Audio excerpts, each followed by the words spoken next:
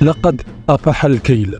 نعم، لقد طفح الكيل. لقد طغى المطبلون الحاسي الكابا في مواقع التواصل الاجتماعي. سنعود لأسلوب 2016 القاسي لنكشف لكم اليوم وبالغشيبات ولنحارب الأمية للمدلسين وناشري وهم التفوق السلبي، ونوضح لكم بشكل نهائي أن المغرب من أسوأ البلدان للعيش بالنسبة للمواطن العادي، وبالأدلة الصادمة التي يخفونها عنكم مؤخرا رغم كل ما تسمعه من كذب ونفخ في وهم التفوق الوهمي، إلا أن وضعية الإنسان يندى لها الجبين.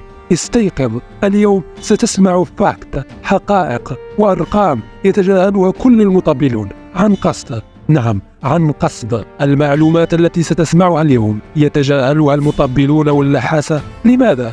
فقط لأنها معلومات تهم وضعية الإنسان المغربي، لأنها تهم حياتك وجيبك، فبالتالي يتم تجاهلها. فهم يجب أن يقوموا بخداعك وإقناعك أنك تعيش في الجنة لتصمت عزيزي المشاهد. اليوم نحن لن نتكلم عن الاقتصاد المغربي، فهو أفضل من اقتصاد دول الجوار أكيد. نحن لن نتكلم عن الاستثمار ولا عن السياحة ولا عن الصناعة أو غيرها. هذه القطاعات ومؤشراتها الإيجابية تكلمنا عنها ويتكلم عنها المطبلون، لكني اليوم أتحدى أي مطبل لحاس أن يرد علي في هذه المعلومات التي ستذكر في هذه الحلقة. فالحقيقة وإن كانت مرة تعلو ولا يعلى عليها أبدا. لقد أصبحنا نتكلم بلطف، فطغى المطبلون للحكومة وتكاثر اللحاسة كما تتكاثر البكتيريا والميكروبات التي تضر ولا تنفع. في نفس الوقت يتجاهلون عن قصد أهم مؤشر، المؤشر الوحيد الذي يهتم بتقييم معيشة الإنسان المغربي، أو على الأقل أكبر فئة من المجتمع المغربي، اللي كيشدوا شهريا أقل من 5000 درهم وصولا إلى اللي ما كيشد والو بطالي. نعم، مؤشر يتجاهلونه عن قصد وليس عن سهو أو نسيان، فهم متعلمون ويبحثون، وهذا المؤشر يوجد بجنب باقي المؤشرات التي يتحدثون عنها. فلماذا يتجاهلونها؟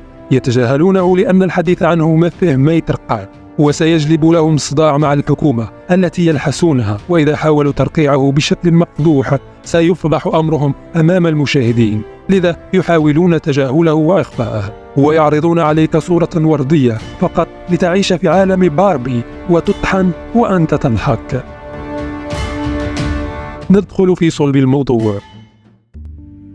هناك منظمة تابعة للأمم المتحدة اسمها المنتدى الاقتصادي العالمي. هذه المنظمة تصدر عدة مؤشرات، مثلا على سبيل المثال مؤشر تنافسية الاقتصاد. هذه المنظمة أعطتنا حسب آخر تقرير المرتبة 8 عربيا، وهذا ممتاز، وأعطتنا المرتبة 3 إفريقيا، وهذا رائع، والمرتبة 75 عالميا، وهذا جيد.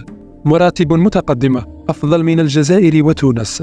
ركز عزيزي المشاهد، لن أكرر هذا يعني أن هذه المنظمة ليست ضد المغرب، هي قد أعطتنا مرتبة جيدة فيما يخص تنافسية الاقتصاد المغربي. وجميع المطبلون الذين يطالبوننا بالسكوت يتكلمون ويحتفلون بهذه المراتب الجيدة في مؤشر تنافسية الاقتصاد. لكن نفس المنظمة تصدر مؤشرا آخر، مؤشر محرم الحديث عنه، وهو مؤشر التنمية البشرية. واش عمرك تسألتي مثلا شنو هو هذا مؤشر التنمية البشرية؟ ومن ماذا يتكون؟ والأهم، لماذا يتجاهله المطبلون؟ مؤشر التنمية البشرية يرصد وضعية الإنسان في أي دولة، فقد تكون الدولة غنية وقوية اقتصاديا، لكن المواطن فيها مطحون عايش عيشة الدبانة في البطانة. مرتبة المغرب في هذا المؤشر كارثية. هبط المغرب فين جا؟ المغرب جا في الرتبة 121. الدول كيترتب في المرتبة 121. تصوروا أن المغرب جا من وراء فلسطين، جات 115 الرتبه. كتجي تشوف كتلقى فايته العراق فوق منه، جات تحت من العراق، كتجي تقلب طلع مصر جات الرتبه وقال 116، كتجي تطلع كتلقى لبنان فايتانا. الجزائر 91، شوفوا شحال فايتانا الجزائر 91. تونس 95، شوفوا شحال فايتانا تونس. ليبيا فايتانا ليبيا. واو، المغرب تحت من الدول اللي كتشوف فيهم الحرب. يتكون أولا من أمد الحياة، والذي يعكس الحالة الصحية للسكان في كل البلد. أمد الحياة هو العمر اللي كيموت فيه أغلب سكان البلد. السؤال، علاش هذه الدولة مثلا أغلب مواطنيها كيموتوا فيها على 80 سنة، وهذه البلاد مثلا أغلب مواطنيها كيموتوا على سن 70 سنة؟ شنو الفرق؟ هذا هو السؤال المهم. العمر الجيد اللي حطها هذه المنظمة هو 85 سنة. نعود للمغرب، أمد الحياة فيه هو 75 سنة، 77 سنة في المدن و73 في القرى، أي 75 سنة كمعدل، أي أن أغلب المغاربة كيعقدوهم قبل أن يصلوا إلى 75 سنة، أقل ب10 سنوات من العمر اللي حطها المنظمة. السؤال هنا، علاش المغاربة كيموتوا في هذا السن المبكر نسبيا؟ الجواب بسبب قطاع الصحة. فإلا شفنا عدد الأطباء لكل 10,000 مواطن كنلقاو هذه الأرقام المرعبة، 6 إلى 7 أطباء لكل 10,000 مواطن. تخيل يا أخي، الجزائر فيها الضعف، 12 طبيب لكل 10,000 نسمة. تخيل أن كل طبيب مغربي سيقابل 1600 مواطن، طبيب لكل 1600 مواطن، وهذا ما يفسر ازدحام السبيطارات والرونديفوهات على 6 أشهر وسنة إلى آخره. كاميو ما كاين لا امبيلونس لا والو، طبيبه ما كايناش طبيبه، وخرجت لبرا هي ولدها. كم طيل الوليد جمعيه من البرد درك مسكين. عرفتي دابا عمق المشاكل منين جاي؟ تونس أيضا 12 طبيب لكل 10,000 نسمة، إسبانيا 37 طبيب لكل 10,000 مواطن. الدواء في المغرب أيضا أغلى من أوروبا بسبب مافيا الأدوية. يمكنكم مشاهدة ما كشفه السيد غالي بالأرقام ولم يرد عليه أحد. كاين الدواء اللي داير ليه بري استيماتيف السيد الوزير 4 درهم فاصلة 80 فرنك، الوزاره كتعرفوا بانه تساوي 4 درهم و80 فرنك، وعاطيها للشركه تبيعوا للمواطن ب 100 درهم. واغلبيه الادويه ملي مشيت نقارن كنلقى كلها 400%، 1000%، 2000%. هذه راه فلوس غليظه عليا وعليك السيد الوزير. هذه راه واحد البقره كيحلبوا فيها واحد 30 ولا 40 شركه كبار مني وكبر منك. هنالك أدوية تباع ب4,000 درهم، ثمنها الحقيقي 200 درهم. بعض الأدوية أغلى من أوروبا، بعضها ثمنه خيالي. ب 3000 درهم باش دير ليباتيت سي اللي نورمالمون في مصر كيدير 80 درهم. إذا الخلاصة هي أن المواطن ما كيتعالجش مزيان وما كيشربش الدواء لأنه غالي، وبالتالي كيموت بكري، فكينزل أمد الحياة. العنصر الثاني الذي يتكون منه مؤشر التنمية البشرية هو الدخل الفردي. هل تعلم أنه في أوروبا قد تدفع ضريبة على الدخل قد تصل إلى 50% من دخلك، لكن عندما تمرض تجد المستشفى على أعلى مستوى ومجانا وممتاز، وما كتخلص والو باش تداوى وكتعالج من مرضك. وتجد التعليم العمومي مجاني وأفضل من التعليم الخصوصي، يعني هناوك من خلاص التعليم والطبيب على الأقل. في المغرب تدفع 35% ضريبة على دخلك، ولا يوجد مستشفى مجاني، وإذا وجد تكون جودته رديئة ولا تعالج بشكل جيد. هادشي كامل وخا خلصت الضريبة. أما التعليم العمومي فمستحيل تدخل ولدك للتعليم العمومي المشرمل، وخصك ضروري تدخل ولادك لمدرسة الفلوس. إذا خاصك تخلص الطبيب والمدرسة رغم أنك كتخلص الضريبة. السؤال هنا، علاش غادي نخلص الضريبة والدولة لا تقدم لي أي خدمات؟ خلاص الضريبة والخدمات، هذا الشيء كيفرع جيب المواطن المغربي اللي خدام بصالير فايت 5000 درهم. إذا ماذا عن السميك؟ كما تعرفون السميك في المغرب الحد الأدنى للأجور هو 290 دولار، أي 2900 درهم، وبعض شركات النسيج والبناء لا تصرح بعمالها أصلا. وفي القطاع الفلاحي يصل السميك إلى 1800 درهم، 36,000 ريال في الشهر، 60 درهم للنهار حسب موقع سينيسيس الرسمي التابع للدولة. زيد على كل هذا البطالة اللي وصل 12% حسب الأرقام الرسمية ديال الدولة. هنا ملاحظة، ما هي العبودية؟ يقول البعض هو أن تعمل مجانا. لا، العبد كان يعمل في بيت سيده، لكن سيده يوفر له الأكل لكي يبقى قوي العضلات ويعمل، ويوفر له المبيت أيضا أي السكن المهم لكي يظل على قيد الحياة. أليس هذا يشبه العمل ب2500 درهم في المغرب؟ ستستطيع الأكل، ليس الأكل جيد، والسكن منها فقط. هل ستجمع ثروة أو تكون أسرة ب2500 درهم أو حتى 3000 درهم شهريا؟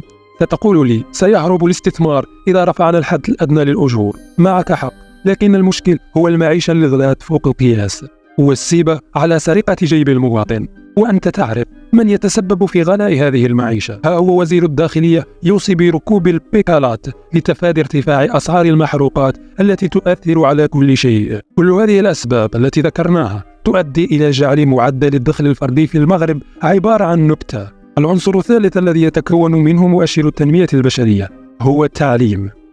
انتشار الأمية بين الكبار، ونسبة الالتحاق بالمدارس بين الصغار، وجودة التعليم إلى آخره. في المغرب تصل نسبة الأمية ديال القراية والكتابة بين كبار السن إلى 32%، هذا رسميا. أما الصغار مستقبل المغرب، فكل سنة 334 ألف طفل ينقطع عن الدراسة. الهدر المدرسي.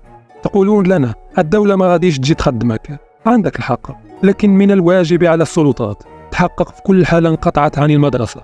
طفل ما بقاش يجي، خص المدير يعلم السلطات والمقدم ويشوفوا علاش هذا الطفل ما بقاش يجي للمدرسة. ما غاديش نخليوه لخاطره أو لخاطر أهله، وإذا ما فحلهمش ممكن يلتحق بالداخلية أو دار الطالب وتكون في المستوى، ويكون هناك تعليم إجباري من أجل مصلحة مستقبل البلد ومستقبل المواطنين. هذه هي الدولة اللي كتحمل المسؤولية، وحينها ملي غادي تقرره الدولة وهذا واجبها غادي تكون بحال إلا خدمته، لأنه سيحصل على شواهد ودبلومات تؤهله بسهولة للعمل أو الهجرة أو النجاح. ولكن باش تجي حتى للنهاية وتقول لي واش الدولة غادي تجي للدار تخدمك وأنا أمي ما قاريش ما مداويش، وكأن الدولة ما عندها يد أو مسؤولية في وضعيتي، أو على الأقل في وضعية غير 300 ألف طفل الذين يهربون من المدرسة سنويا على الأقل.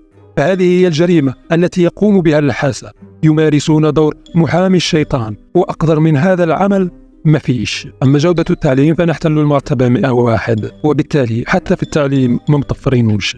وفي النهاية كنلقاو المغرب في المرتبة 121 لتنمية البشرية، وهو في هذه المرتبة منذ سنة 2000 إلى اليوم. يعني ما تقوليش هذا الشيء غير هذا العام أو بسبب كورونا وأوكرانيا.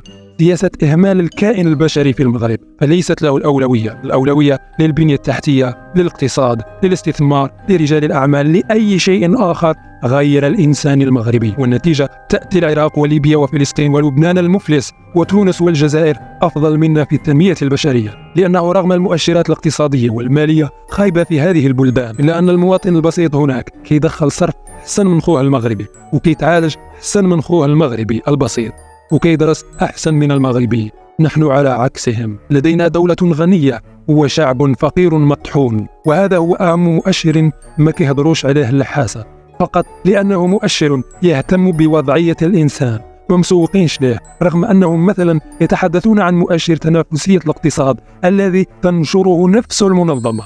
إذن يقومون بهذا الدور القذر عن قصد.